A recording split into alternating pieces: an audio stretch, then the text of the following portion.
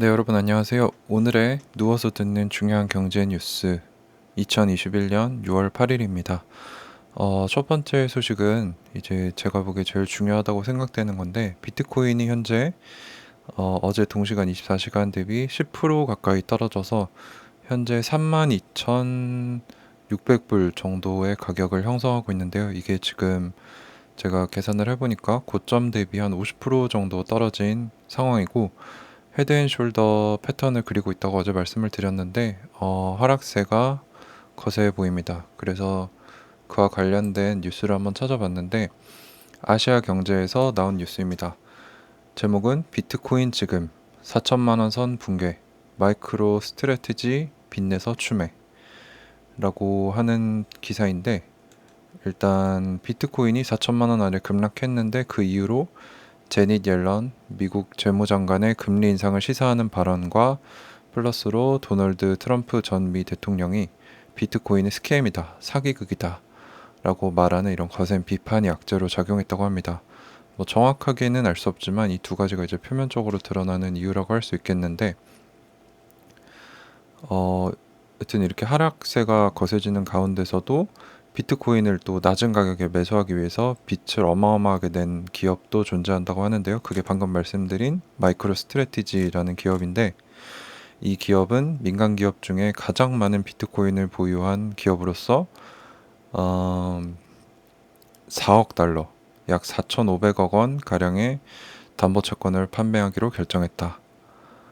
그래서 현재 그 기업이 비트코인 투자 손실액만 합치면 총 감가상각 규모가 5억 달러가 넘는다고 합니다. 이미 엄청나게 손실을 많이 보고 있는데 빚을 내서 이제 물타기를 했다고 볼 수 있겠죠. 그래서 그 자금을 조달하기 위해서 정크본드, 즉 신용등급이 낮은 기업이 발행하는 고위험 고수익 채권을 발행을 했는데 현재 6월 8일 현지 시각 기준 마이크로 스트래티지가 보유한 비트코인 수는 총 92,079개라고 합니다.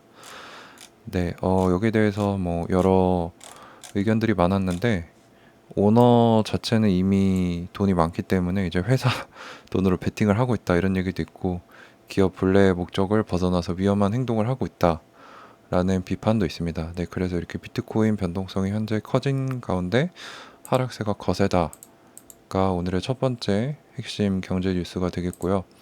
두 번째는 이제 어제 저녁부터 많이 떴던 뉴스인데 이베이 코리아 인수전 롯데 신세계 맞붙는다 라는 기사가 많이 보여서 한번 제가 읽어봤습니다. 읽어보니까 이제 이베이 코리아가 시장에 나왔는데 유통 공룡 그룹인 롯데와 신세계 그룹의 2파전으로 압축이 됐다고 합니다. 이 이베이가 왜 중요하냐? 이 이베이 코리아가 현재 이커머스 시장 점유율이 12% 정도 돼요. 현재 1위는 네이버로 17%, 쿠팡이 13%입니다. 근데 여기서 이 회사를 사는 업체가 이커머스 시장의 1위 또는 2위로 올라올 수도 있다는 거죠. 그래서 지금 유력한 후보로 언급되고 있는 롯데와 이마트 같은 경우는 롯데는 현재 5%예요. 근데 이베이 코리아 12%를 먹으면 17%로 1위로 단숨에 올라가는 거죠. 근데 혼자 낙찰한 게 아니고 잠시만요. 제가 좀 헷갈렸는데 롯데는 이제 네, 단독 입찰이고 이제 어디죠? 이마트 신세계그룹이 현재 1위 업체인 네이버와 손잡고 분입찰에 참여를 했다고 합니다. 그래서 이마트와 네이버 컨소시엄이 이베이를 인수하면 2위인 쿠팡과 격차를 벌릴 수 있게 되고 롯데가 인수할 경우에는 2위로 올라가게 되는 거죠. 근데 현재 이 명확한 결과가 나오지 못하는 게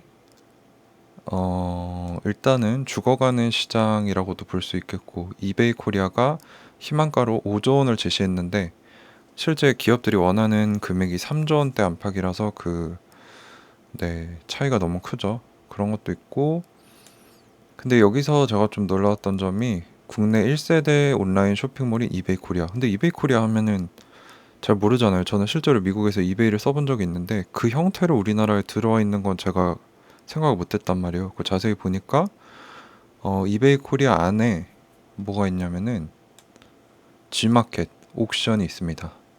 그러니까 우리 뭐 30대에서 50대 분들이 제일 많이 사용하던 이커머스 시장 플랫폼인 지마켓과 옥션을 이마트가 아니죠. 이베이 코리아가 가지고 있다. 그리고 이베이 코리아가 거의 유일하게 이 이커머스 시장에서 16연속 연속 흑자를 기록하면서 거의 유일하게 안정적으로 흑자를 내고 있다고 해요. 이게 적자 산업이라는 건 알았는데 이베이 코리아가 이렇게 오랫동안 흑자를 냈다는 점이 중요했고, 그래서 이 이베이 코리아를 누가 인수할 것인가가 지금 추이의 관심을 받고 있습니다. 그것이 두 번째 토픽이었고요. 세 번째는 이제 좀 더 글로벌하게 나아가서, 제목은 중국의 1대1로 맞서 G7 공동견제 나서나 글로벌 리포트입니다. 자, 이 내용이 뭐냐? 이제 바이든이 당선이 되고 이제 한 6개월 정도 됐나요? 근데 이렇게 세계 무대에 서는 거는 이제 바이든 대통령이 처음이라고 해요. 그래서 일단 요지는 오는 11월부터 13일까지 영국에서 주요 7개국, 선진국 7개국 정상회의가 열리는데, 최근 글로벌 경제 산업 분야의 난제들에 대한 처방전을 내놓을 수 있을지가 주목되고 있다. 근데 여기서 특이한 게, 원래는 G7에는 전 세계 경제를 주도하는 선진국이겠죠? 미국, 캐나다, 일본, 영국, 프랑스, 독일, 이탈리아, 원래 이렇게만 모이는데 올해는 사상 처음으로 플러스 4를 해서 한국, 인도, 남아공, 호주가 합류하게 됐습니다. 자, 여기서 바이든이 이제, 트럼프는 혼자서 미국을 이제 고집스럽게 때리고 그 파트너라고 해야 되나요? 우방국들을 무시했던 반면, 바이든은 이제 좀 더 다져간의 협력을 다져서 파트너십으로 중국을 조지겠다. 이게 목표입니다. 그래서 G7, 원래 우호국인 7개국 플러스 또 신흥 우호국, 뭐 선진국이라고 하기에는 좀 부족할지 모르나 그래도 힘을 가진 4개의 우호국을 더 불렀다고 합니다. 자, 그래서 여기서 나올 법한 주제가, 첫 번째는 지금 가장 큰 파장을 불러일으키고 있는 인플레이션입니다. 그래서 최근 글로벌 최대 경제 이슈는 전 세계적 인플레이션 우려다. 하지만 여기서 처방전이 나오기는 어려울 것으로 보입니다. 왜냐면은 일단은 전 세계 대장인 미국이 최근 물가 상승이 일시적인 것이라며 즉각 대응에 나서지 않고 있죠. 그래서 지금 테이퍼링도 언제 나온다 얘기만 있을 뿐, 추측만 있을 뿐, 아직 확실하게 대응은 미국부터 하고 있지 않기 때문에 여기서 뭐 인플레이션 관련된 공동 조치가 나올 것은 어려울 것으로 보이고, 다음은 이제 100년 된 속지주의 과세 폐기.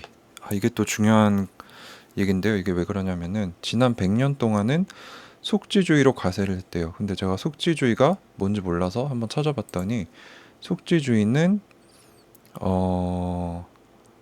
그 해당 지역 국가를 관할권을 기준으로 해서 과세라는 것을 말해요. 그래서 만약에 A국의 영토 안에 있는 대상은 무조건 A국의 법을 적용받는다는 개념입니다. 반이하는 이제 속인주의예요. 속인주의는 이제 그 지역에 해당되는 게 아니고, 그렇죠. 제가 잘못 말씀드렸는데, 속지주의는 나라가 중요한 거예요. 어느 나라에 있느냐. 그 나라에 있으면 무조건 그 나라의 법을 적용받는다. 로마에 가면 로마 법을 따라라. 이건데, 속인주의는 그 내셔널리티라고 그러죠. 그 뭐라 그래요? 국적이 중요한 겁니다. 그래서 A국의 국민이라면 A국의 법을 적용받는다. 그래서 속지주의는 그 속한 지역, 속인주의는 국적, 이렇게 알아두시면 될 것 같은데, 이게 왜 중요하냐? 지금까지는 100년 동안 국제적으로 속지주의로 과세를 했다 그래요. 그래서 뭐 예를 들어서 미국의 글로벌 대기업들은 속지주의 세제 원칙을 활용해서 대표적으로 법인세가 낮은 아일랜드에 현지 법인을 두고 절세를 해왔다고 합니다. 이게 한 12.5%로 서유럽에서 가장 낮다 그래요. 근데 OECD 회원국의 평균 법인세는 21.5%입니다. 거의 50% 할인을 받는 그런 곳에서 이제 현지 법인을 두고 절세를 해왔는데, 이제 이게 폐기될 흐름으로 보이고, 근데 이 해당되는 기업이 글로벌 기업들 중에 이익률이 최소 10% 이상인 기업이라고 해요. 근데 우리나라 제조 대기업 등은 아쉽게도 영업 이익률이 그것보다 낮기 때문에 빠지고, 주로 타겟팅하는 곳이 미국의 거대 빅테크 IT 기업들이 해당될 것으로 보입니다. 그래서 이제 구글, 애플 등 미국의 이제 나스닥에 속한 글로벌 대기업들의 세금이 크게 늘어날 수 있어서 뭐 나스닥이 하락할 우려가 있다라는 말들이 나왔는데 이 G7 회의에서 어떻게 되는지를 촉각을 세우고 지켜볼 필요가 있겠습니다. 이에 대해서 미국은 자국 기업들 이제 뭐 구글, 애플 등에 대해 이제 타격이 커질 수 있기 때문에 부당한 조치라며 반발하고 있습니다. 그래서 어떻게 될지는 좀 지켜봐야 될 것 같고요. 또 중요한 화두가 이제 기후변화, 디지털 화폐, 비트코인 관련된 얘기들도 나올 것 같고, 백신 여권을 이제 협력을 해서 다국가적 차원에서 백신 여권 발행하고 인정할 것인가 이런 얘기를 한다고 하고요. 사실 숨은 의도는 중국에 대응하기 위한 것이죠. 그래서 서방권 주요국 모임인 G7 차원에서 중국을 어떻게 견제할 것인가 이것을 찾는 것이 G7의 핵심 테마라고 할 수 있겠습니다. 그리고 또 바이든 대통령이 처음으로 이제 이렇게 큰 회의에 참여하는 만큼 어떤 모습을 보여줄지 이것을 봐야 될 것 같습니다. 어떤 기회가 될 것인지. 네, 그렇게 세 번째 토픽으로 이제 G7 회의에 대해 얘기를 했었고, 이제 네 번째 토픽은 제가 평소에 주장해드렸던 거랑 비슷합니다. 제목이 65만 명 유튜브 구독하는 대형 투자 자문사 불법 리딩방 운영 주가 조작 혐의로 단체 고소당한다. 제목만 들어도 대충 느낌이 오실 것 같습니다. 어느 채널인지 모르겠는데 65만 명이 넘는 사람들이 구독하고 있고, 이렇게 뭐 1인당 400에서 3천만 원까지 받고 카카오톡 메신저로 1대1로 불법 투자 자문을 했던 기업인데, 기업? 채널이라고 할 수 있겠는데요. 여기가 어떤 잘못을 했냐? 대표적으로 이제 곧 상폐되는 주식이 있어요. 상장 폐지란 이제 상장이 돼서 이게 사고 팔 수 있는 주식으로 이런 시장에 올라왔다가 그 능력이 안 되거나 뭐 잘못한 게 있어서 떨어지는 거예요. 그러면 사람들이 들고 있던 주식이 휴지 조각이 되는 겁니다. 근데 이제 그 코스닥 상장사인 명성 TNS 주식이 이제 상폐가 되는데 그 전날 밤까지도 회원들한테 사라고 계속 독촉을 했다고 합니다. 뭐 그래서 띄워서 뭐 자기들이나 아니면 진짜 중요한 VVIP들은 뭐 펌핑을 한 다음에 빠지라고 했겠죠. 그래서 대표적으로 그 기업에 의해 11명의 주주가 입은 금액만 5억에 가깝다고 하네요. 뭐 가입비 뭐 이런 거 하면은 수십억, 수백억이 되겠죠. 그런데 이렇게 뭐 연락 많이 오잖아요. 주식 투자 알려주겠다, 뭐 종목 추천해주겠다, 이런 기업들 99%다 사기라고 보시면 됩니다. 할 줄 알면 자기들이 하지 뭐하러 돈 받고 회원들 받겠어요. 제가 옛날에 저도 여러 가지 소문들을 듣고 또 가입해서 활동해 보셨던 선배들 얘기도 들었는데, 일반적으로 자기들, 운영진들 또는 진짜 돈 많이 낸 VVIP들만 핵심 정보를 주고 나머지 떨이들은 이제 계속 사라 해가지고 주가를 펌핑 시킨 다음에 자기들 먼저 빠지고 고점에서 빠지고 이제 떨어지면은 그때야 일반 사람들한테 이거 빼야 됩니다 이런 식으로 한다고 하네요. 그래서 재산은 스스로 공부해서 지켜야 한다. 그래서 이런 불법 리딩방 토픽이 있었고요. 다음은 또 어제 되게 뜨거웠던 얘기입니다. 미국에서 알츠하이머 치료제가 나왔습니다. 치매 치료제죠. 근데 웃지 못하는 국내 환자 50만 명이라는 토픽인데, 어제 무슨 일이 있었냐면은 FDA, 미국 건강국이라고 해야 되나? 그런 쪽이죠. 미국 식품의약국에서 치매 치료제로 허가를 받은 업체가 있었습니다. 이거 이름이 바이젠입니다. 근데 이게 나스닥 업체예요. 어제 장이 딱 열렸을 때 나스닥이 하락세로 시작을 했는데, 이 바이젠이 FDA한테 치매 치료제 허가를 받았다는 소식에 여기가 50%인가 60%인가 상승을 해버려가지고 나스닥 지수를 끌어올린 거예요. 그거 어제 0.5%인가 상승한 채로 마무리가 됐는데, 이 치료제 개발할 때 난항을 겪었다고 합니다. 뭐 중간에 실험했던 환자한테 개선 효과가 나오지 않아서 임상시험 중단이 되기도 했고, 어찌되었든 정리해보면 기억력 감소 등 증상만을 치료하는 기존 치료제와는 달리 질병의 진행 자체를 늦춘 최초의 치료제는 맞습니다. 하지만 정신적 쇠퇴를 되돌릴 수는 없고 완치를 기대할 수 있는 약은 아니다. 그래서 뭐 아직 치매는 불치병이라고 얘기를 할 수 있겠고요. 그리고 FDA에서도 이거 조건부로 허가를 해줬다고 해요. 그래서 여기서 보면은 초기 알츠하이머 환자에 대한 임상시험은 효능에 대해 아직도 불확실성이 남아있다라고 단서를 달았기 때문에 임상 4상 시험을 다시 해라라고 조건을 걸었습니다. 그래서 만약에 또 시험을 했는데 좋은 결과가 나오지 못하면 언제든지 시장에서 퇴출될 수도 있다는 뜻이라고 합니다. 그래서 미국 업체니까 이 정도로 호의를 받아서 이렇게 됐는데 한국에 들어오면은 또 식약청에서 허가를 또 받아야 된대요. 근데 현재 상황을 봤을 때 이게 가능할지 또 미지수고, 이 약이 허가받는다고 해도 실제로 돈을 지불하고 처방받을 수 있는 사람은 거의 없을 것이다. 이 신약이 연간 3,300에서 5,500만 원 정도를 들여야 투입을 받을 수 있다고 해요. 근데 치매 환자들 중에 실제로 이 돈을 지불할 수 있는 사람이 몇 명이나 될까라는 얘기입니다. 그래도 이제 우리가 좋게 볼 수 있는 점은 난공불락이었던 치매, 알츠하이머병의 치료 지평이 그만큼 넓어졌다는 점에서 의의가 있다라고 볼 수 있겠습니다. 그래서 어제 바이오주가 일제히 많이 올랐던 상황이었고요. 자, 마지막은 또 암호화폐 얘기네요. 그래서 암호화폐 주식 돔황차 행렬. 돔황차가 이제 암호화폐 쪽에서 그 시장에서 유행하는 말이라고 하는데 도망처를 변형한 말로 주식 암호화폐 커뮤니티에서 주로 쓰인다고 합니다.